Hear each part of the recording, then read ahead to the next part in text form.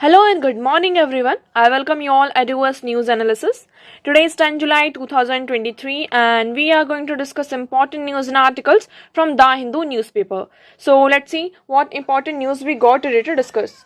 So before starting the video, for PDF join Telegram channel Eduverse News Analysis. Link आपको description box में provided है.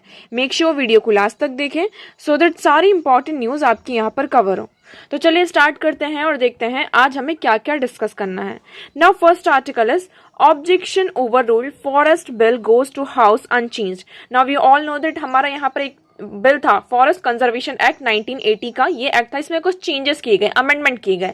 उसे हम क्या कहते हैं? Forest conservation amendment bill 2023. अब ये जो बिल है इसमें कुछ ऑब्जेक्शंस थे, उस ऑब्जेक्शंस को अब क्या कर दिया गया? ओवर रूल कर दिया गया. मतलब कि इसमें कोई भी चेंजेस नहीं किए गए हैं और जैसे उसमें अमेंडमेंट्स किए गए थे, मतलब हमारा जो 1980 का एक्ट था फॉरेस्ट कंजर्वेशन एक्ट 1980, इसमें जैसे प्रोविजंस थे, मतलब जो जो अमेंडमेंट इस एक्ट में किए गए थे उसको विदाउट चेंज किए हुआ ही उन्हें बिल, मतलब उस बिल को हाउस में भेज दिया गया. अब आप सभी को पता है 20 जुलाई से हमारा मॉनसून सेशन स्टार्ट होने वाला है पार्लियामेंट का, और इस सेशन में ये जो बिल है आप कब देखते हैं फर्दर इसको ये बिल पास होता है या नहीं होता है. तो आप देखते हैं इसमें क्या क्या प्रॉब्लम्स थी.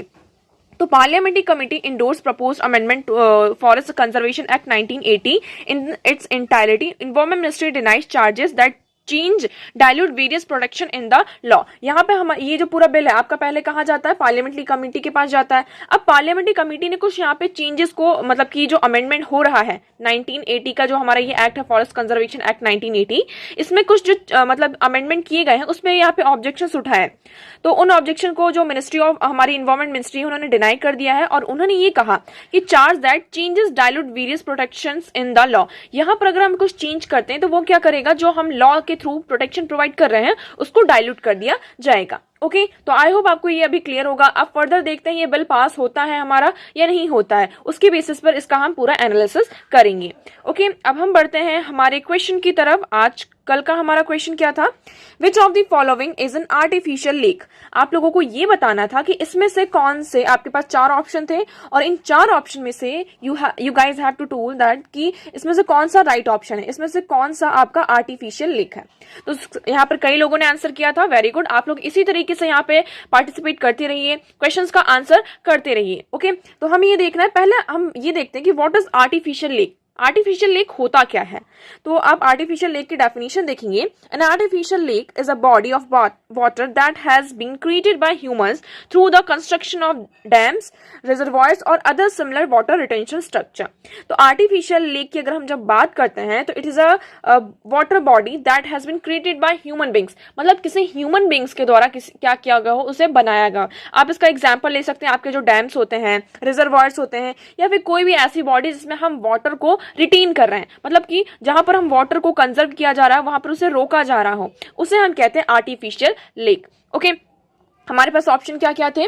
कोदाकई कनाल तमिलनाडु, कोलेरू आंध्र प्रदेश, नैनीताल उत्तराखंड, रेणुका हिमाचल प्रदेश. तो यहाँ पर सभी लोगों ने इसका आंसर जिसने दिया था सभी का आंसर सही था. आपका ऑप्शन नंबर कौन सा होगा इसमें से राइट? आप लोग बताएंगे. आपका ऑप्शन ए कोदाई कनाल तमिलनाडु, ये क्या आपका आर्टिफिशियल लेक है. अब इसके बारे में हम देख लेते हैं, इसकी लोकेशन भी देख लेते हैं, सारी चीजें. अब ये और जितने भी इसमें अलग आपके ऑप्शंस हैं, कोलेरू इसकी भी हम लोकेशन देखेंगे, नैनीताल की भी देखेंगे, एंड रेणुका हिमाचल प्रदेश में जो है इन लेक्स की भी हम क्या करेंगे? लोकेशन यहाँ पर देखेंगे. ओके तो आप देखेंगे यहाँ पर पहला क्या है? आर्टिफिशियल लेक कोदाई कनाल तमिलनाडु. आप ये तमिलनाडु देखेंगे, ये रहा आपका तमिलनाडु साउथ साइड में, ये आपका इंडिया है, ये आपका तमिलनाडु. तमिलनाडु में आप यहाँ पर जाके देखेंगे ये आपको मिलेगा कोदाई कनाल.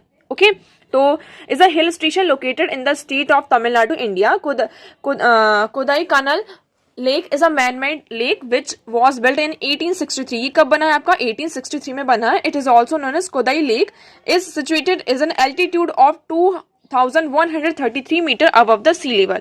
तो ये आपका सी लेवल से 2133 मीटर अबव यहाँ पर है. ओके तो अब इसका नेक्स्ट हमारा ऑप्शन क्या था? कोलेरू लेक. कोलेरू लेक आप देखेंगे तो आपका कोलेरू लेक कहाँ पर है? सॉरी ये दूसरा मैप था, ये मैंने इसको गलत बता दिया आप लोगों को, आई एम सॉरी. यहाँ पर आंध्र प्रदेश की बात की जाए, किसकी? कोलेरू लेक की. आपका कोलेरू लेक कहाँ है? ये आपका इंडिया है, इंडिया में ये आपका आंध्र प्रदेश है. ओके।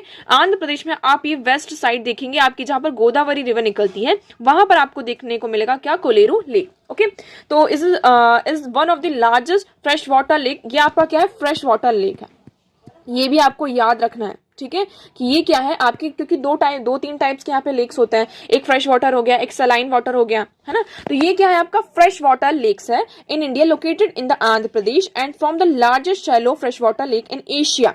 ये आपका एशिया का largest shallow fresh water lake है, तो ये आपको यहाँ पर याद रखना है। 15 kilometre away from the Eluru and 65 kilometre away from Raja Mahendram. It is located between Krishna and Godavari deltas. यहाँ पर जो आपका कृष्णा और गोदावरी डेल्टा आता है ना, उसके बीच में क्या है, ये लोकेटेड है। ओके, नेक्स्ट हम बढ़ते हैं, हमारा नेक्स्ट ऑप्शन था नैनीताल। तो नैनीताल कहाँ है आपका, हिमालय में है। आप देखेंगे हिमालयन रिजॉर्ट में आपको उत्तराखंड स्टेट में आपको देखने को मिलेगा। तो देखिए ये आपका जम्मू कश्मीर हुआ, उसके बाद आपका ये हिमाचल प्रदेश आता है, देन यहाँ पर उत्तराखंड आता है। ओके, तो आप ये उत्तराखंड में देखेंगे, यहाँ पर उत्तराखंड का हम इसको बड़ा करते हैं, इसको जूम करते हैं, जूम करने के बाद आपको यहाँ पर मिलेगा नैनीताल। तो नैनीताल की अगर हम बात करते हैं, ये क्या है आपका, Nainital is a Himalayan resort town in the Kumaon region of India's Uttarakhand state at the elevation of रफली 2000 meter, formerly British hill station. ये पहले इसको हम ब्रिटिश हिल स्टेशन के नाम से जानते थे। It's setup around Nainital lake. ये कहाँ सेटअप है आपका, नैनीताल आपका जो लेक है उसके आसपास ये क्या है, सेटअप है। ऑप्शन डी की बात करते हैं, ऑप्शन डी आपका क्या था, ऑप्शन डी की हम बात करते हैं तो ये क्या है, a natural wetland with the fresh water springs and inland submarine karst formation fed by the small stream following from the lower Himalaya of the Giri river. तो इसमें हम बात करते हैं किसकी, गिरी रिवर की। तो हमारा फोर्थ ऑप्शन था इसमें रेणुका, ठीक है। तो रेणुका जो लेक है वो आपका कहाँ पर है, आपका हिमालय में। आप इधर देखेंगे हिमाचल प्रदेश में, ये हिमाचल प्रदेश है और यहाँ पर आपको देखने को मिलेगा क्या, रेणुका, ये यहाँ पर रेणुका है। ओके, तो आई होप आपको यहाँ पे आप सारी चीजें क्लियर होंगी। अब बढ़ते हैं हम आगे आज के क्वेश्चन की तरफ। तो आज का हमारा क्वेश्चन है, सभी लोगों को इस क्वेश्चन का आंसर कमेंट सेक्शन में करना है। जो जो ये वीडियो देख रहा है, वीडियो को आप पॉज करेंगे, क्वेश्चन को आप अच्छे से रीड करिए। इवन आपको पीडीएफ भी मिल जाएगा। पीडीएफ आपका कहाँ मिलता है, एडुवर्स न्यूज एनालिसिस। उस पीडीएफ से आप क्वेश्चन को अच्छे से देखेंगे और अभी आप वीडियो देख रहे हैं, आप इसे पॉज करिए और क्वेश्चन को रीड करिए और उसके बाद कमेंट सेक्शन में फटाफट इस क्वेश्चन का आंसर करेंगे। What is and are the advantages of zero tillage in agriculture. यहाँ पे जीरो टिलेज क्या होता है पहले आप ये बताएंगे और उसके बाद इसका एग्रीकल्चर में क्या एडवांटेजेस होते हैं, है ना। एग्रीकल्चर में इसके क्या एडवांटेजेस होते हैं वो आप लोगों को बताना है। आप लोगों के पास यहाँ पर 3 स्टेटमेंट्स हैं। फर्स्ट है, sowing of wheat is possible without burning the residues of previous crop. क्या हम जीरो टिलेज का यूज, जैसे कि आप सभी को पता है कि जब हम वीट की आपकी जब खेती होती है, गेहूं की जब हम खेती करते हैं, उससे पहले यहाँ पर राइस की आपकी खेती होती है। तो जो राइस के रेसिड्यूज बचते हैं, जब उसकी कटाई वगैरह आपकी सारी कर दी जाती है, सारी चीजें हो जाती हैं, तो जो राइस के रेसिड्यूज होते हैं उसको हम क्या करते हैं, जलाते हैं, है ना, ताकि हमारा जो खेत है, हमारा जो लैंड है वो किसके लिए यहाँ पर प्रिपेयर हो जाए, वीट की खेती के लिए प्रिपेयर हो जाए। तो यहाँ पर अगर हम जो जीरो टिलेज फार्मिंग है इसका यूज करते हैं तो हमें ऐसा करना पड़ेगा या नहीं करना पड़ेगा। Without the need of nursery of rice sapling, direct planting of paddy seeds in the wait soil is possible. अब यहाँ पर क्या होता है, without the need for nursery of rice sapling. यहाँ पर आप सभी को पता है जब राइस की हम खेती करते हैं, है ना, राइस की जब हम खेती करते हैं उससे पहले तो हम उसको, आपने अगर देखा होगा, अगर जानते होंगे आप इसके बारे में, तो पहले राइस को हम एक नॉर्मल लैंड में वो कर देते हैं, उसके बाद उसमें बहुत सारा पानी भरा होता है और जब वो धीरे धीरे ग्रो कर जाता है तो उस पैडी को हम यहाँ पे वो करते हैं और उसको जो सैम्पलिंग होती है उसकी दूसरे खेत में उसको लगाया जाता है। मतलब आपकी जो सॉइल होती है वो वेट सॉइल होती है। तो क्या इसमें हम जीरो टिलेज जो आपकी फार्मिंग का इसका हम यूज कर सकते हैं। Carbon sequestration in the soil is possible. क्या जीरो टिलेज के थ्रू हम यहाँ पर कार्बन सिक्वेस्ट्रेशन कर सकते हैं। तो इसमें से कौन से ऑप्शन, आपका कौन सा स्टेटमेंट सही है, कौन सा स्टेटमेंट गलत है, ये आप लोगों को कमेंट सेक्शन में बताना है। आगे बढ़ते हैं हमारे नेक्स्ट क्वेश्चन की तरफ। Next question is, at the national level which ministry is the nodal agency to ensure effective implementation of the scheduled tribe and other traditional forest dweller recognition of forest right act 2006। यहाँ पर आपके पास ये question है कि आपको इसमें से आपके पास मिनिस्ट्रीज दी गई हैं और ये बताना है इसमें से कौन सी मिनिस्ट्री है ना। आपको क्या बताना है कि इसमें से कौन सी मिनिस्ट्री है जो कि यहाँ पर जो स्केड्यूल्ड ट्राइब्स और अदर हमारे ट्रेडिशनल फॉरेस्ट ड्वेलर्स हैं, रिकॉग्निशन हमारे फॉरेस्ट राइट एक्ट 2006 है, इसका इफेक्टिव इम्प्लीमेंटेशन करती है। तो आपके ऑप्शन क्या क्या है? Ministry of environment, forest and climate change, क्या यहाँ पर ये recognition of forest right act जो आपके 2006 है इसका इम्प्लीमेंटेशन करती है? Ministry of Panchayati Raj, ministry of rural development and ministry of tribal affairs. तो कमेंट सेक्शन में आप बताएंगे इसका राइट ऑप्शन क्या है। वीडियो क्लास में इसका आपका ऑप्शन मतलब जो भी राइट ऑप्शन है आपको यहाँ पे बताया जाएगा। ओके, अब हम आगे बढ़ते हैं। हमारा next article, it is very important for you. In Varanasi turtle helps clean the Ganga. अब वाराणसी में आप सभी को पता है गंगा रिवर है, और यहाँ पर ये जो गंगा रिवर है किस तरीके से इसमें हम क्या कर रहे हैं, आप लोगों को यहाँ पर पता होगा 2014 में हम एक प्रोग्राम लेकर आए थे, नमामि गंगे प्रोग्राम, जिसके अंदर हमारा मेन ऑब्जेक्टिव क्या था कि ये जो गंगा रिवर है आपको उसको क्लीन करना है ना। हमारा 2014 में क्या आता है, नमामि गंगे प्रोग्राम आता है, नमामि गंगे प्रोग्राम, जिसका मेन ऑब्जेक्टिव ये रहता है कि हमें क्या करना है, गंगा रिवर को क्लीन करना है। अब गंगा रिवर आपके लिए इतनी ज्यादा इंपॉर्टेंट क्यों हो जाती है, आप सभी को पता है। इसके दो पर्सपेक्टिव हैं। पहला क्या है गंगा रिवर की, अगर हम बात करते हैं, देखिए गंगा रिवर आपका रिलीजियस पर्सपेक्टिव देखेंगे आप तो रिलीजियस बेसिस में आपके लिए कितनी ज़्यादा इंपॉर्टेंट, जिसे हम गंगा माँ भी कहते हैं। इकोनॉमिक पर्सपेक्टिव से देखेंगे तो उसमें भी आपकी गंगा रिवर की बहुत ज़्यादा इंपॉर्टेंस है। ये गंगा रिवर आप देखेंगे 2600 किलोमीटर लॉन्गेस्ट रिवर है आपकी, है ना। इसके आसपास बहुत सारे जो गांव हैं, विलेजेस हैं, लोग हैं इसके आसपास रहते हैं, और ये बहुत सारे लोगों को क्या है, सोर्स है। इसलिए अब ये गंगा रिवर बहुत ज्यादा गंदी हो चुकी है, एक तरीके से उसे क्लीन करना है। तो उसे क्लीन करने के लिए यहाँ पर एक प्रोग्राम लेकर आया गया 2014 में। ये आपका बहुत अच्छा प्रोग्राम है, फ्लैगशिप प्रोग्राम था, नमामि गंगे प्रोग्राम, जिसमें हमारा मेन ऑब्जेक्टिव ये था कि हमें गंगा रिवर को क्या करना है, क्लीन करना है। अब क्लीनिंग की अगर हम बात करते हैं, क्योंकि क्लीन करना है और उसका जो एक्वाटिक इकोसिस्टम है उसे भी हमें क्या करना है, सेव करना है। अब इसके लिए हम क्या होता है, जैसे क्लीनिंग के लिए कई बार हम क्या करते हैं, जैसे कि वाटर बॉडीज होती हैं वहां पर माइक्रो ऑर्गेनिजम्स का यूज करते हैं। ओके, आपके जो माइक्रो ऑर्गेनिजम्स होते हैं इसका यूज किया जाता है। इवन जो आपकी वेरियस स्पीशीज होती हैं, फॉर एग्जांपल यहाँ पर टर्टल का यूज किया जा रहा है। टर्टल्स हेल्प कर रहे हैं किसमें, गंगा को क्लीन करने में, ठीक है। तो टर्टल्स का कभी यूज किया जाता है, या माइक्रो ऑर्गेनिजम्स होते हैं इनका यूज किया जाता है रिवर को क्लीन करने के लिए। ओके, अब यहाँ पर वाराणसी में क्या हुआ है आप देखेंगे, in Varanasi turtles help clean the Ganga. यहाँ पर 40,000 जो टर्टल्स हैं उनको इंट्रोड्यूस किया गया है। और वो टर्टल्स कैसे हैं, कुछ हार्बीवोरस हैं और कुछ कार्निवोरस हैं। तो हार्बीवोरस कार्निवोरस की अगर हम बात करते हैं, वो एनिमल्स जो हार्बीवोरस तो जो यहाँ पर मेनली यहाँ पर जो आपके ग्रीन प्लांट्स होते हैं उसको ईट करते हैं, और कार्निवोरस जो आपकी जो डेड बॉडीज होती हैं और जो फ्लावर्स के यहाँ पे रिमेन्स होते हैं उन्हें वो क्या करते हैं, यहाँ पर जो हम डंप कर देते हैं, जैसे कि half burn body dead bodies होती है उसको क्या कर दिया जाता है, गंगा जो रिवर है उसमें डंप कर दिया जाता है। तो ये टर्टल्स क्या कर रहे हैं, उसको ईट कर रहे हैं, मतलब एक तरीके से उनका ये फूड की तरह ही काम कर रहा है। तो आप देखेंगे यहाँ पर टोटल अबाउट अ दर्जन of 29 turtle species in India, both herbivorous and carnivorous, help by clearing rotten and half burn human bodies as well as flower dump into the river here. तो यहाँ पर 29 स्पीशीज हैं उनको introduce किया गया है, और बहुत सारी आपके जो टर्टल्स हैं मतलब कि 40,000 जो टर्टल्स हैं उसको यहाँ पर गंगा रिवर में लाया गया है। कुछ उसमें से हार्बीवोरस है, कुछ कार्निवोरस है। तो जो यहाँ पर क्या कर रहे हैं, जो ह्यूमन की जो हाफ बर्न बॉडीज हैं और फ्लावर जो डंप किए जाते हैं रिवर में, उसको वो क्या कर रहे हैं, उनको क्लीन करने में हमारी हेल्प कर रहे हैं। ओके, तो आपको यहाँ पर ये क्लियर हुआ।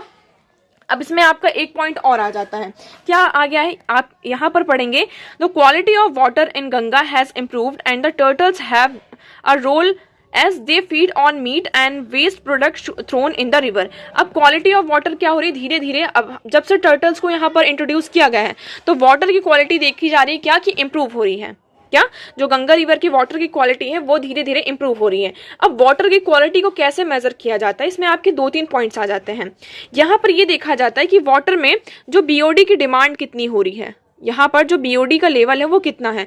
बीओडी क्या होता है आपका, biochemical oxygen demand. Biochemical oxygen demand की अगर हम बात करते हैं, आपके पास यहाँ पर एक क्वेश्चन आता है कि अगर यहाँ पर बीओडी की डिमांड ज्यादा होती है तो क्या आपकी रिवर क्लीन है, मतलब वाटर पॉल्यूशन वहां पे कम है या ज्यादा है। अगर बीओडी की यहाँ पे डिमांड कम होती है तो क्या वाटर पॉल्यूशन यहाँ पे कम होगा या ज्यादा होगा, तो आप लोगों को ये बताना है। तो देखिए, अगर हम बायोकेमिकल ऑक्सीजन डिमांड की बात करते हैं, ये क्या होता है कि एक तरीके से ये बताता है कि रिवर में कितनी ऑक्सीजन है। आपका जो ऑक्सीजन होती है आपकी एयर में भी होती है और वाटर में भी डिसॉल्व होती है, और जो ऑक्सीजन आपकी वाटर में डिसॉल्व होती है तो जो आपके एक्वाटिक एनिमल्स होते हैं, प्लांट्स हो गए, एनिमल्स हो गए, वो क्या करते हैं, उस ऑक्सीजन को यूटिलाइज करते हैं। इवन बहुत सारे जो माइक्रो ऑर्गेनिजम्स हैं ये जो पॉल्यूटेंट सब्सटेंस हैं, आपके जो बायोडिग्रेडेबल यहाँ पे सब्सटेंस होते हैं, उसको ब्रेक डाउन करने के लिए उनको ऑक्सीजन की क्या होती है, जरूरत होती है। ठीक है, बट यहाँ पर क्या हो रहा है, धीरे धीरे ऑक्सीजन का जो लेवल है वाटर बॉडी से आपका कम होता जा रहा है। तो एक तरीके से आपका क्या हो रहा है, ऑक्सीजन की डिमांड यहाँ पर बढ़ रही है। पॉल्यूशन के कारण ऑक्सीजन कम हुआ और ऑक्सीजन की डिमांड क्या हो रही है, यहाँ पर इंक्रीज हो रही है। मतलब अगर आपका बीओडी इंक्रीज होता है, इट मीन्स आपकी जो रिवर है वो कैसी है, पॉल्यूटेड है। मतलब आपको समझ में आया, अगर आपका बायोकेमिकल ऑक्सीजन डिमांड यहाँ पर इंक्रीज होता है, इट मीन्स आपकी जो रिवर है वो कैसी है, पॉल्यूटेड है। ओके, तो अभी हम यहाँ पर देख लेते हैं। आई होप आपको यहाँ पे बीओडी से रिलेटेड सारी चीजें क्लियर होंगी। अब हमारा ये जो फ्लैगशिप प्रोग्राम है इसके बारे में देख लेते हैं। इवन आपके जो देखते हैं नमामि गंगे प्रोग्राम, ये कब आता है आपका, ये मिशन आता है जून 2014 में, इसको इम्प्लीमेंट, ये आपका फ्लैगशिप प्रोग्राम है 2014 में आपका आता है। It seeks to accomplish the twin objective of effective abatement of pollution and conservation and rejuvenation of national river Ganga। तो यहाँ पर हमारे दो ऑब्जेक्टिव्स हैं, क्या कि हमें पॉल्यूशन को पूरी तरीके से खत्म करना है और इसको कंजर्व करना है और इसको रेजुविनेट करना है, क्योंकि रिवर क्या है, हमारी गंगा रिवर हमारी नेशनल रिवर ऑफ गंगा इसे माना जाता है। इसे कौन ऑपरेट कर रहा है, आपके मिनिस्ट्री ऑफ जल शक्ति इसे ऑपरेट कर रही है। इसका इम्प्लीमेंटेशन कैसे होता है, the programme is being implemented by the national mission for clean Ganga. यहाँ पर आपका national mission for clean Ganga, इसके थ्रू इस प्रोग्राम को इम्प्लीमेंट किया जा रहा है। And its state counterpart organisation that is state programme management groups. और स्टेट अगर हम काउंटर पार्ट देखें कि स्टेट में क्या हमारा ग्रुप है, तो स्टेट प्रोग्राम मैनेजमेंट ग्रुप यहाँ पर आ जाते हैं, जिसके थ्रू इस प्रोग्राम को इम्प्लीमेंट किया जा रहा है। ओके, इतना आपको क्लियर हो। ये आपके जो प्राइम मिनिस्टर है उनके द्वारा हेड किया जाता है। फिर इस बॉडी को यहाँ पे national Ganga river basin authority के द्वारा रिप्लेस भी किया गया है। फंडिंग की बात करते हैं, यहाँ पर फंडिंग क्या है, आपका 20,000 करोड़ रुपीज इसे सेंट्रली फंडेड किया जाता है। ओके, और non lapsable corpus and consist nearly 288 projects. इसके अंदर मतलब का आपका जो ये नमामि गंगे प्रोग्राम है, इसके अंडर 288 प्रोजेक्ट्स हैं, जिसके थ्रू हम क्या कर रहे हैं, गंगा को क्लीन करने की बात की जा रही है। अब मेन पिलर्स क्या क्या है आपके नमामि गंगे की, ये आपको याद रखना है। Sewage treatment and infrastructure, mainly हमें क्या करना है, जो सीवेज ट्रीटमेंट है इसको क्लीन करना है। रिवर सरफेस क्लीनिंग, हमें जो रिवर उसका सरफेस क्लीन करना है। Afforestation, industrial effluent monitoring, river front development, biodiversity, public awareness and Ganga Gram. तो ये हमारे 9 पिलर्स हैं। आपको ये पूरे पिलर्स याद होने चाहिए कि गंगा, क्योंकि अब ये न्यूज में आ रहा है नमामि गंगे, तो उससे क्वेश्चन बनना जर्नल आपके लिए बहुत ज्यादा जर्नल हो जाता है। अब यहाँ पर गंगा रिवर को थ्रेट्स क्या क्या है, मतलब पॉल्यूशन कहाँ कहाँ से आता है, तो आप सभी को पता है, जैसे कि जो इंडस्ट्रीज होती हैं, आपका बहुत ज्यादा इंडस्ट्रियलाइजेशन होता है, तो उसका जो वो जो सारी चीजें हैं वो कहाँ एक्सपोज होती हैं, आपकी इस रिवर में। तो सारी जो आपका वेस्ट प्रोडक्ट होता है इंडस्ट्रियल का, वो सारा कहाँ जाता है, रिवर में जाता है। हम यहाँ पे एग्रीकल्चर में जो फर्टिलाइजर्स का यूज करते हैं, वो फर्टिलाइजर्स में क्या होते हैं, केमिकल्स होते हैं बहुत ज्यादा, तो वो केमिकल्स आपके कहाँ जाते हैं, डायरेक्टली यहाँ पर बहकर आपके गंगा रिवर में जाते हैं। ओके, तो Ganga has become unfit even for the bathing during lean season. Even Ganga का जो पानी इतना गंदा हो चुका है कि आप उसमें बाथिंग भी नहीं कर सकते हैं। लीन सीजन जो आपका होता है तो उस टाइम पर भी हम यहाँ पर बाथिंग नहीं कर सकते हैं। The impact of infrastructure projects in the upper reaches of the Ganga basin raise issues. यहाँ पर आपका जो अपर रीचेस है रिवर गंगा का, वहां पर बहुत सारे इश्यूज आ रहे हैं। अब चैलेंजेस क्या क्या आ रहे हैं हमारे सामने, sewage treatment, restoring the flow, यहाँ पर सीवेज का किस तरीके से हम ट्रीटमेंट करें। ओके, जो स्लज कंट्रोल है उसे कैसे कंट्रोल किया जाए। कॉस्ट ओवररन, आपका जो कॉस्ट है जितना यहाँ पर मतलब कि हमें यहाँ पर फाइनेंस प्रोवाइड किया जा रहा है, वो भी यहाँ पर प्रॉपर मतलब एक तरीके से वो हमारे लिए सफिशिएंट नहीं हो रहा है। गवर्नेंस ग्लिचेस, यहाँ पे कुछ गवर्नेंस ग्लिचेस भी हैं, जिसके कारण ये जो प्रोग्राम है धीरे धीरे मतलब कि जो एक हमारा टारगेट था हम उसको अचीव नहीं कर पा रहे हैं। ओके, तो आई होप आपको यहाँ पर नमामि गंगे प्रोग्राम से रिलेटेड सारी चीजें क्लियर होंगी। हम आगे बढ़ते हैं अब एडिटोरियल सेक्शन की तरफ। हमारा देखिए ये पहला एडिटोरियल है, द अन्य भाग्य विकासो एंड थिंकिंग बियॉन्ड ड्राइंस।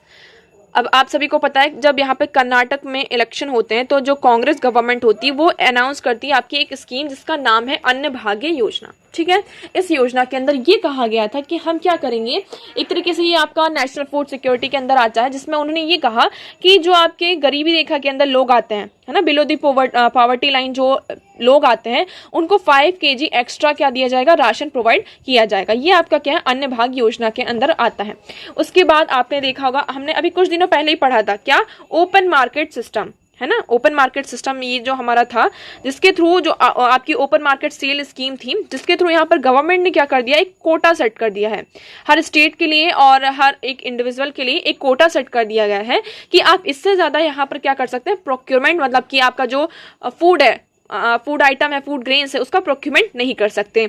अब ये स्कीम जो है आपकी, मतलब ओपन मार्केट सेल स्कीम, ये अभी आई है, इसमें जो कोटा लगा है वो अभी लगा है। बट यहाँ पर कर्नाटका गवर्नमेंट ने क्या किया था, इस स्कीम को पहले ही अनाउंस कर दिया था, जिसमें उन्होंने ये कहा कि हाँ 5 kg एक्स्ट्रा राशन प्रोवाइड किया जाएगा जो लोग यहाँ पर बिलो पॉवर्टी लाइन आते हैं। हमने ये सारी चीजें डिस्कस कर ली। ओके, अब मेन प्रॉब्लम कहाँ आ रही है, तो देखिए अगर हम यहाँ पर ये फ्री में जो हम फ्रीबीज की बात करते हैं, हम फ्री में राशन क्यों प्रोवाइड करते हैं, क्वेश्चन आता है, हम ये जो फ्री में राशन प्रोवाइड करते हैं क्यों प्रोवाइड करते हैं। तो आपका यहाँ पर अगर देखेंगे, नेशनल फूड सिक्योरिटी एक्ट 2013 है, जिसमें यहाँ पर पीडीएस सिस्टम को इनेबल किया गया था। पीडीएस सिस्टम क्या होता है, पब्लिक डिस्ट्रीब्यूशन सिस्टम होता है, जिसमें फ्री में हम क्या करेंगे, जो लोग आपके यहाँ पर बिलो पॉवर्टी लाइन आते हैं, मतलब सभी को यहाँ पर देखिए, एक तरीके से हमारा टारगेट क्या होता है कि सभी लोगों को यहाँ पर खाना प्रोवाइड हो, मतलब सबके पास यहाँ पे खाने के लिए हो। तो उसके तहत जैसे बहुत सारे लोग गरीब होते हैं जो खाने तक को क्या करते हैं, अफोर्ड नहीं कर पाते हैं, इसलिए गवर्नमेंट की एक स्कीम आती है नेशनल फूड सिक्योरिटी के तहत, जिसमें पीडीएस सिस्टम आता है, पब्लिक डिस्ट्रीब्यूशन सिस्टम, जिसमें हम फ्री राशन प्रोवाइड करते हैं। इसकी जो एरिया ऑफ कवरेज है, ये आपको याद रखना, ये आपके लिए बहुत ज्यादा इंपॉर्टेंट पॉइंट हो जाता है। तो law mandate that 50% of the urban and 75% of the rural population must be covered by the PDS। यहाँ पर अगर हम PDS की बात करते हैं तो अर्बन पीपल में यहाँ पे 50% कवरेज होगी और रूरल एरिया में 75% यहाँ पर क्या होगी, आपकी कवरेज होगी। इतना आपको क्लियर हुआ। अब देखिए पीडीएस सिस्टम की अगर हम बात करते हैं, इसी के तहत आज क्या है, आपकी 2023 है ना, 2023 है। और जब ये स्कीम आपकी आती है 2013 में आती है, बस इसमें ये कहा गया कि हम इसमें डेटा किसका यूज करें, मतलब कि कौन सा सेंसस का डेटा हम यहाँ पे यूज किया जाए। तो ऑब्वियस सी बात है 2013 में जब ये स्कीम आई है तो इसमें 2011 का जो सेंसस है आपका, उसका डेटा यूज किया जा रहा है। बट आज क्या है, आपका 2023 है, आपकी पॉपुलेशन में यहाँ पे ग्रोथ हो रही है ना, आपकी पॉपुलेशन यहाँ पे बढ़ रही, तो बहुत सारे लोग जो हैं 2011 के सेंसस में नहीं आते हैं, मतलब बहुत सारे लोग यहाँ पे पीछे छूट रहे हैं, क्योंकि आज क्या है 1123 है और ये जो हम डेटा यहाँ पर यूज कर रहे हैं लोगों का, वो क्या 2011 का है। अगर हम 2023 में देखेंगे, बहुत सारे लोगों के पास यहाँ पर राशन कार्ड भी नहीं है। तो आप देखेंगे इवेडिंग इस obligation to conduct the 2021 census. अब यहाँ पर अगर देखें, आपका जो सेंसस होता है वो हर 10 साल में होता है, बट पेंडेमिक आने के कारण जो आपका सेंसस धीरे धीरे यहाँ पर क्या हो रहा है, पोस्टपोन होता जा रहा है। ये सेंसस कब होने वाला था, 2021 में होने वाला था, बट 2023 आ गया है। पेंडेमिक आने के कारण ये जो सेंसस है आपका, वो यहाँ पर पोस्टपोन होता जा रहा है। ठीक है, तो यहाँ पर यही कहा जा रहा है कि NFSA required that the latest complete census be used to calculate the total PDS coverage। तो यहाँ पर हमें क्या करना चाहिए, एक नया सेंसस लेकर आना होगा, जिसके थ्रू हम क्या कर सके, पीडीएस की जो कवरेज इसको कैलकुलेट किया जा सकता है। तो देखिए PDS coverage to account for population growth at the all India level, the under coverage result in the exclusion of estimated 113 million people whom 1.1 million are in Karnataka. अब इसमें अगर हम पॉपुलेशन ग्रोथ को देखते हैं, है ना, तो इसमें से टोटली अगर हम 2011 का डेटा देखते हैं, सेंसस देखते हैं, तो उसमें अगर हम उसका डेटा देखें और 2023 का देखते हैं, तो उसके अकॉर्डिंग 113 मिलियन आपके जो लोग हैं वो क्या हो रहे हैं, इसके एक्सक्लूड हो रहे हैं। मतलब जो पीडीएस सिस्टम की जो कवरेज है उसमें से 113 मिलियन जो पीपल है वो एक्सक्लूड हो रहे हैं, और 113 मिलियन में से 1.1 मिलियन जो पीपल है वो सिर्फ कहाँ से, कर्नाटक से हैं। ओके, तो अभी यहाँ पे जो कवरेज सिस्टम है आपकी PDS open market sale scheme के थ्रू, यहाँ पे एक एग्जांपल लगाया गया है। ओपन मार्केट स्कीम जो आपकी थी, ओपन मार्केट सेल, उसके थ्रू स्टेट गवर्नमेंट क्या करती थी, जो फूड ग्रेन्स होता था उसको प्रोक्योरमेंट किया जाता था। अब इसमें क्या लगा दिया, एक कोटा लगा दिया गया है। Quota in the sense government ने क्यों कोटा लगाया है, तो आप देखेंगे food corporation of India procures grain for 3 broad purpose. अब यहाँ पे जो फूड कॉर्पोरेशन आपकी एफसीआई होती है, वो फूड का प्रोक्योरमेंट क्यों करती है, इसके 3 पर्पस हैं। पहला पर्पस क्या है कि हम क्या करेंगे कि इसका जो एक सफिशिएंट स्टॉक होता है ना, जो भी आपका स्टॉक है किसी भी फूड ग्रेन का, उसको हम बनाकर रखेंगे। इससे क्या होगा, जो फार्मर्स की जो इनकम है, हम फार्मर्स से उनसे परचेस करेंगे तो फार्मर को जो एक इनकम मिलनी चाहिए वो मिलेगी। दूसरा, हम इसका क्या करेंगे, जो हमारा पीडीएस सिस्टम है उसके थ्रू फ्री में जो फूड ग्रेन्स का हम डिस्ट्रीब्यूशन करते हैं वो किया जाएगा, जिससे सारे लोगों के पास, जो गरीब लोग हैं उनके पास यहाँ पर अनाज होगा। थर्ड, हम बात करते हैं कि एक तरीके से जब मार्केट में क्या होता है, कभी कभी जैसे कि कोई मॉनसून चेंजेस आ गए आपका, है ना, फेमाइन आ गया, जिसके कारण फूड ग्रेन्स की मार्केट में कमी होने लगी। तो जो हम पीडीएस सिस्टम के थ्रू, मतलब फूड कॉर्पोरेशन ऑफ इंडिया यहाँ पर जो प्रोक्योरमेंट करती है फूड ग्रेन्स का, तो उन्होंने ये कहा कि ऐसी चीज पर जब मार्केट को नीड होगी तो हम वहां पर क्या करेंगे, इन फूड ग्रेन्स को सप्लाई किया जाएगा, जिससे क्या होगा, एक तरीके से जो सप्लाई और डिमांड है, डिमांड एंड सप्लाई के बीच का जो रिलेशन है वो बना रहेगा और मार्केट में इन्फ्लेशन नहीं होगा। तो इन्फ्लेशन को यहाँ पर रोकने के लिए फूड ग्रेन्स का क्या किया जाता है, प्रोक्योरमेंट किया जाता है गवर्नमेंट ऑफ इंडिया के द्वारा। अब कई बार क्या होता है, ये फूड कॉर्पोरेशन ऑफ इंडिया यहाँ पर आपकी एक होती है ओपन मार्केट सेल स्कीम होती है, जिसके थ्रू यहाँ पर बिडिंग की जाती है, जो फूड ग्रेन्स होते हैं उसकी बिडिंग की जाती है। तो स्टेट्स यहाँ पर क्या करती हैं कि बहुत सारे अमाउंट में, मान लीजिए जैसे स्टेट के पास नहीं है उसने भी यहाँ पे खरीद लिया, और जिसके पास बहुत ज्यादा रिसोर्सफुल स्टेट है उसने भी यहाँ पे बहुत ज्यादा क्या कर लिया, प्रोक्योरमेंट कर लिया। इससे क्या होता है कि वो प्रोक्योरमेंट करते जाते हैं, और इस तरीके की जो स्कीम्स होती हैं फ्रीबीज वाली, हम फ्री में राशन का डिस्ट्रीब्यूशन करेंगे, ये सारी चीजें उसके थ्रू यहाँ पर क्या करती रहती है, अनाज को बांटती रहती हैं फूड ग्रेन्स को। बट इसका अल्टीमेट अगर हम देखें तो देखिए, एक तरीके से ये अच्छा भी है और दूसरी तरफ से ये बुरा भी है। बुरा क्या है कि अगर आप इस तरीके से चीजें करते रहेंगे तो एक तरीके से यहाँ पर जो सब्सिडी प्रोवाइड की जा रही है, इसका जो पूरा बर्डन है आपका कहां पर आएगा, आपकी गवर्नमेंट के ऊपर आता है, क्योंकि आपको कहीं ना कहीं से तो पैसे देने पड़ेंगे ना। ओके, तो यहाँ पर ये आ जाता है। तो इसको यहाँ पर, इसलिए यहाँ पर ओएमएस में गवर्नमेंट ने क्या कर दिया, कोटा सेट कर दिया कि आप इससे ज्यादा यहाँ पर क्या कर सकते हैं, फूड का प्रोक्योरमेंट नहीं कर सकते हैं। ओके, इसी के चलते यहाँ पे थोड़ी कर्नाटका जो गवर्नमेंट है उसको यहाँ पे प्रॉब्लम आ रही है, और उन्होंने ये जो अन्य भाग्य योजना स्कीम निकाली थी उसके तहत इन्होंने ये कहा कि हम क्या करेंगे, आपको जो अनाज नहीं मिल पा रहा है उसके तहत हम जो इसका एक स्कीम का एक तरीके से हम आपको उसके अकाउंट में, आपके बैंक अकाउंट में जो भी बेनिफिशरीज हैं उनके बैंक अकाउंट में पैसे ट्रांसफर कर दिए जाएंगे। ओके, अब रिसेंटली यहाँ पे गवर्नमेंट ने कहा कि हम ऐसा क्यों कर रहे हैं। गवर्नमेंट सेज कि हमें क्या चाहिए, एक सफिशिएंट स्टॉक चाहिए, क्योंकि आप सभी को पता है कि अभी कुछ मॉनसून चेंजेस आ रहे हैं, है ना। इस साल यहाँ पे प्रेडिक्ट किया गया है कि अल्नीना आएगा आपका, जिसके कारण ये मॉनसून को प्रेडिक्ट किया जा रहा है, और फूड में इन फ्यूचर हमें शायद ज्यादा जरूरत पड़ सकती है। इसलिए हमें एक सफिशिएंट स्टॉक है उसको बनाए रखने के लिए हमने यहाँ पे क्या किया है, कोटा सेट किया है। सेकंड, इसमें ये कहा जा रहा है कि मार्केट में प्राइस को स्टेबलाइज करने के लिए हमने यहाँ पर क्या किया है, फूड को प्रोक्योर किया। आप देखेंगे कि performs its price stabilisation role better if the grain is release through the market rather than through states and PDS. तो अगर हम यहाँ पर गवर्नमेंट लेवल से क्या करते हैं, फूड को सप्लाई करते हैं, तो ये अच्छा यहाँ पर क्या करेगा, मार्केट का जो प्राइस उसको स्टेबलाइज करेगा, रेदर देन अगर हम स्टेट में यहाँ पे पीडीएस के थ्रू मार्केट में फूड ग्रेन्स को रिलीज करते हैं।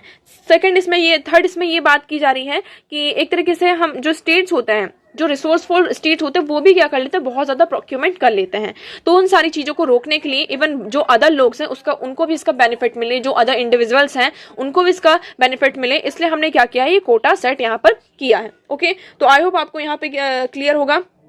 अब इसमें एक अल्टीमेट ये कहा जा रहा है इस आर्टिकल में कि सबसे पहले ठीक है, हमने ये सारी चीजें की, गवर्नमेंट ने ये सारी चीजें करी, कोटा सेट किया, आपका आ जाता है, बट हमें यहाँ पे क्या जरूरत है, हमें यहाँ पर जरूरत है किस चीज की, कि हमें जो हम ये डेटा यूज कर रहे हैं, डेटा हम कब का यूज कर रहे हैं, 2011 का यूज कर रहे हैं, इसे हमें अपग्रेड करने की जरूरत है, क्योंकि आज क्या है, आपकी 2023 है और जो पॉपुलेशन है वो कंटिन्यूसली क्या हो रही है, आपकी इंक्रीज हो रही है। अब आपको ये चीज कैसे पता चली, जब आपका कोविड-19 आता है, कोविड-19 जब आपका पेंडेमिक आता है तो उस दौरान हमें पता चलता है कि कितने ज्यादा लोग यहाँ पर क्या है, जो पीडीएस सिस्टम होता है उससे यहाँ पे एक्सक्लूडेड हैं। ओके, तो हमें ये डेटा क्या करने की जरूरत है, हमें अपग्रेड करने की जरूरत है। अब इसमें एक आपका बहुत अच्छा पॉइंट है कि it is also time to think beyond the rice and wheat. अब जो आपका पीडीएस सिस्टम होता है इसमें मेनली हम किसका डिस्ट्रीब्यूशन करते हैं, व्हीट और राइस का करते हैं। तो इसमें ये कहा जा रहा है कि अब हमें व्हीट और राइस से ऊपर सोचना होगा। हमें यहाँ पर जैसे कि आपकी जो दाल्स होती हैं, आपकी जो मिलेट्स हैं, इनका भी क्या करना होगा, इनको भी सब्सिडाइज प्राइस में प्रोवाइड करना होगा, जिससे कि अब एक तरीके से अभी तक हम क्या था, हम फूड सिक्योरिटी की बात करते थे, हम अभी तक किसकी बात करते थे, फूड सिक्योरिटी की बात करते थे। अब हमें फूड सिक्योरिटी के साथ साथ एक न्यूट्रिशन सिक्योरिटी की भी क्या करनी होगी, बात करनी होगी। सिर्फ खाना प्रोवाइड करना ही इम्पॉर्टेंट नहीं है, उसके साथ साथ लोगों को जो न्यूट्रिशन मिलना चाहिए वो भी उन्हें क्या होना चाहिए, मतलब कि सारी चीजें उनके पास होनी चाहिए। ओके, तो आई होप आपको ये आर्टिकल यहाँ पे क्लियर होगा।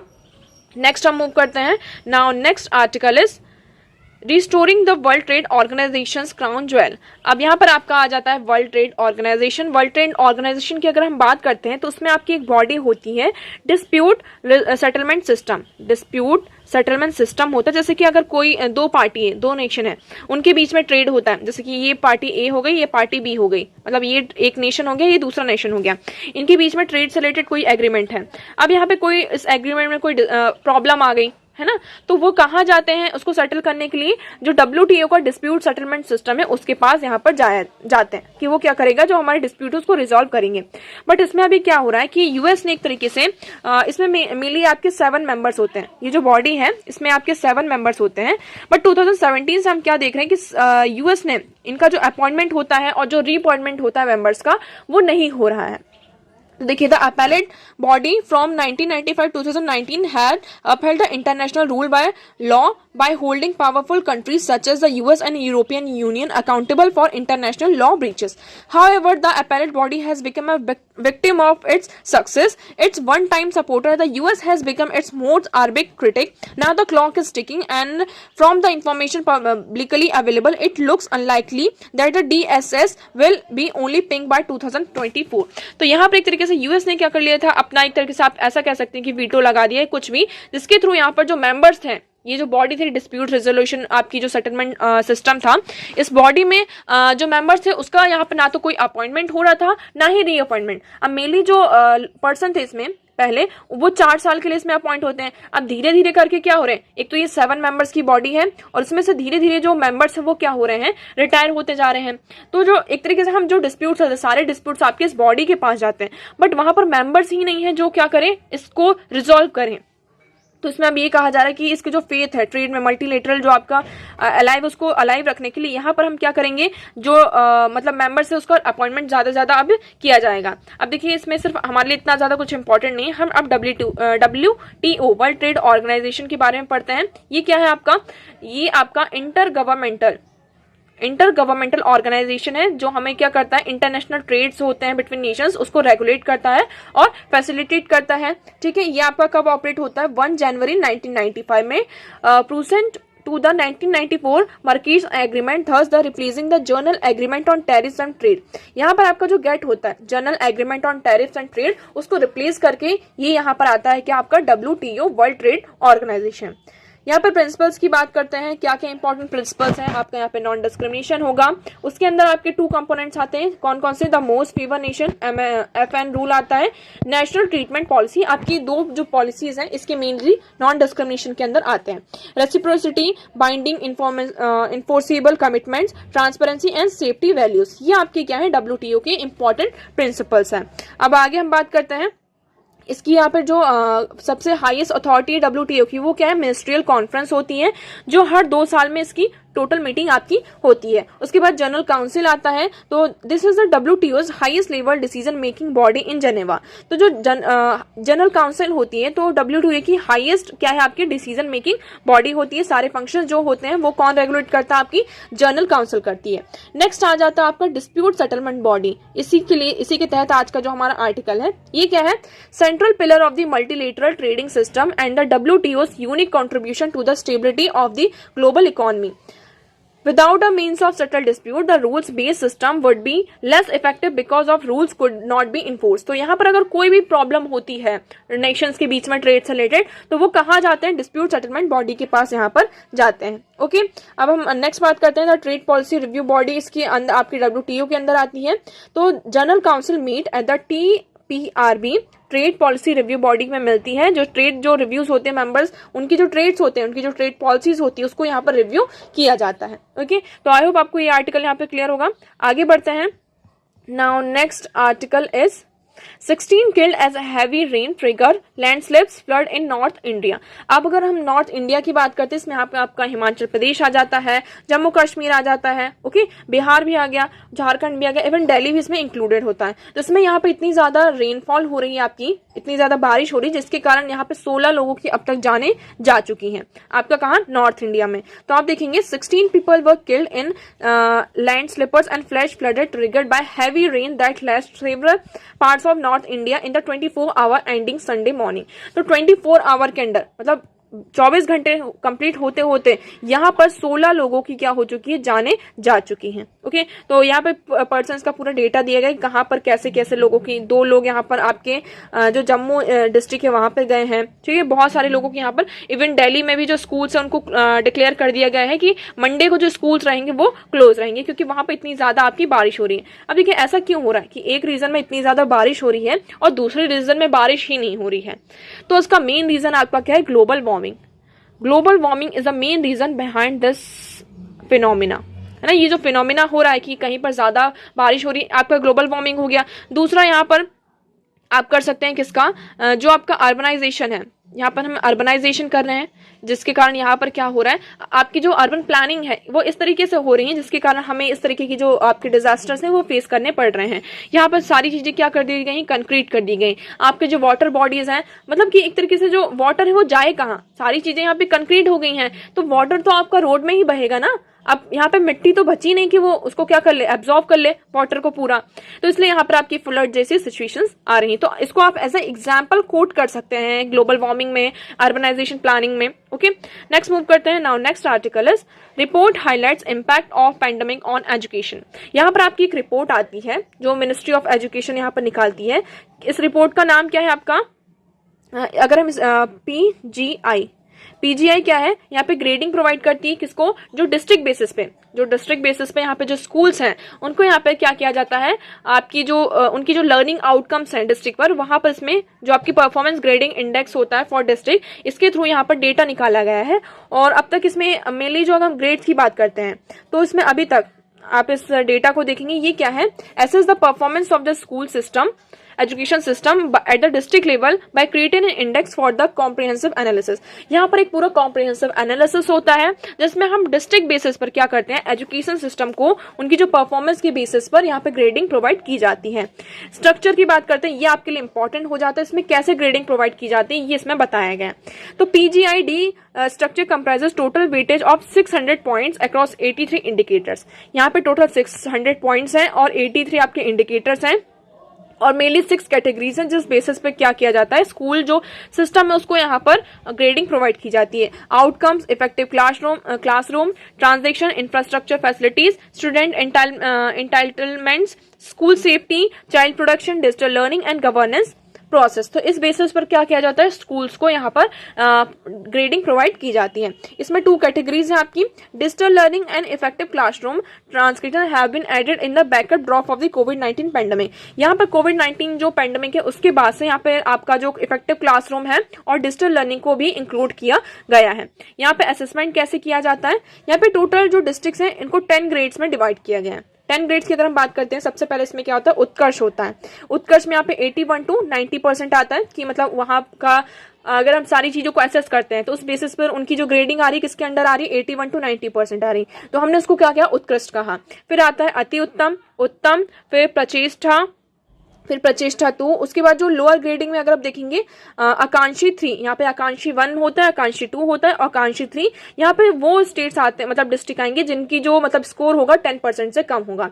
तो ये अभी जो ग्रेडिंग आई है उसमें हमें ये पाया गया है कि कोई भी स्कूल, मतलब किसी भी स्कूल ने यहाँ पर कोई भी, मतलब आप देखेंगे while none of the district were able to earn Daksh and Utkarsh. यहाँ पे तो दक्ष और उत्कर्ष मतलब 80 से 90% के बीच में और 70 to 80% के बीच में यहाँ पे किसी भी स्कूल को यहाँ पे ग्रेडिंग मतलब वो उस पोजीशन पर नहीं आए हैं। ओके, तो अति उत्तम में तो आपके यहाँ पर तो आ जाते हैं क्या, कौन कौन से, एक आपका कौन सा आया, छत्तीसगढ़ का एक स्कूल आया था, ठीक है। तो मेनली इसमें ये कहा जा रहा है कि जो हमारी पैंडेमिक के कारण यहाँ पर क्या हुआ है, एजुकेशन की जो एजुकेशन है उसको बहुत ज्यादा उसमें इम्पैक्ट डाला है। इवन आपके यहाँ पे रिपोर्ट आती है जिसमें ये भी कहा गया था कि जो एजुकेशन सिस्टम है पैंडेमिक ने से उसकी जो लर्निंग आउटकम्स है उसमें बहुत ज्यादा इम्पैक्ट डाला है।